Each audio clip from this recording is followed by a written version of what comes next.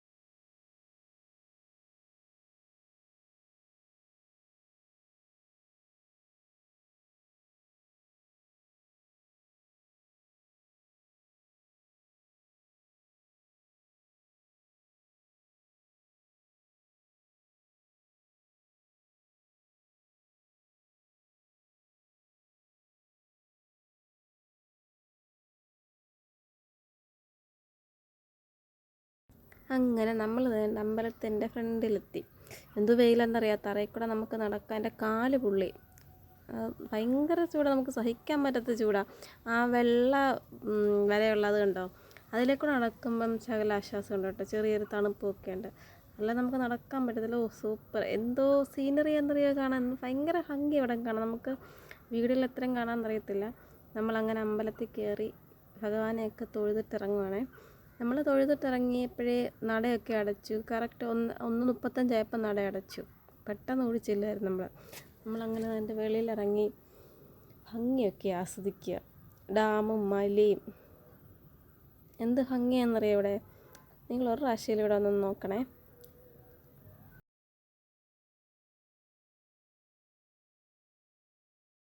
നമ്മുടെ ഇവിടങ്ങളിലുള്ള അമ്പലങ്ങളിലൊക്കെ ഇവിടെ അങ്ങനെ ഈ ഉപദേവതമാരൊക്കെ പുറത്തല്ലേ, നമ്മൾ ആദ്യം അവിടെ തൊഴുതിട്ടല്ലേ മെയിൻ ആളിനെ കാണാൻ പോകുന്നത്. പക്ഷേ ഈ അമ്പലത്തിൽ അങ്ങനല്ല കേട്ടോ, എല്ലാവരും അകത്ത് തന്നെ, അമ്പലത്തിനകത്ത് തന്നെ. അമ്പലത്തിന് പുറത്ത് ഉപദേവത അങ്ങനെ അമ്പലമൊന്നുമില്ല. അങ്ങനെ നമ്മൾ താഴോട്ട് വഴിയിലോട്ട് ഇറങ്ങി വന്നപ്പോഴൊരു കുളം കണ്ടത്. നല്ല പച്ച കളറ് വെള്ളം, അതിനകത്ത് നിറച്ച് മീൻ. എന്തോ ഭംഗിയാണ് കാണാൻ. അതിനകത്ത് ആരൊക്കെ പ്ലാസ്റ്റിക്കൊക്കെ കൊണ്ടിട്ടിട്ടുണ്ട് കേട്ടോ. അങ്ങനെ നമ്മൾ വണ്ടിയിലോട്ട് കയറാനായിട്ട് താഴോട്ട് ഓടുമായിരുന്നു. സത്യം പറഞ്ഞാൽ നിലത്തോട് ചവിട്ടാൻ വയ്യ, അതുപോലത്തെ ചൂടാണ്.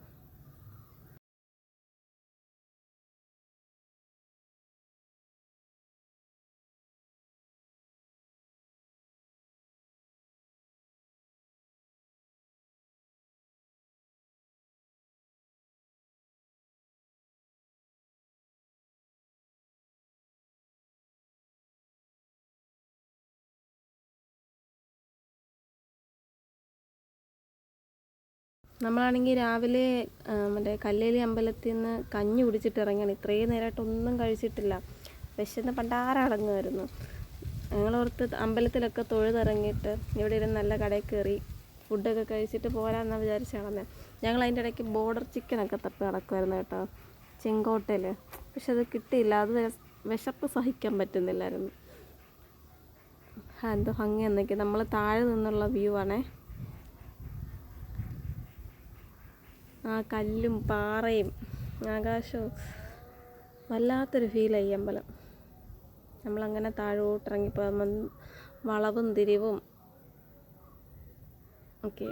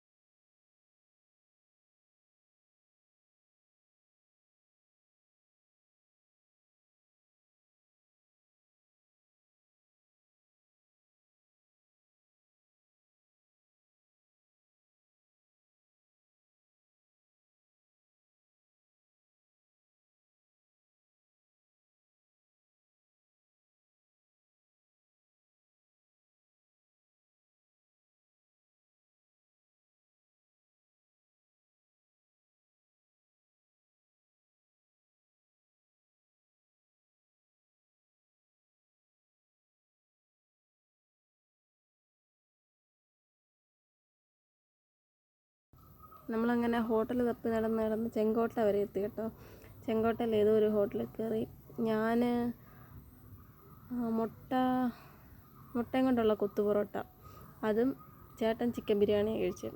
എനിക്ക് ഈ തമിഴ്നാട്ടിലെ ഫുഡൊന്നും അത്ര വലിയ ഇഷ്ടമില്ല. പിന്നെ ഊണിഷ്ടമാണ്. അടുത്ത് സാമ്പാറൊക്കെ മല്ലിയിലൊക്കെ നിറച്ചിട്ടുള്ള സാമ്പാർ, അത് ഭയങ്കര ഇഷ്ടം. പക്ഷേ ഇവിടെ ഊണില്ലായിരുന്നു.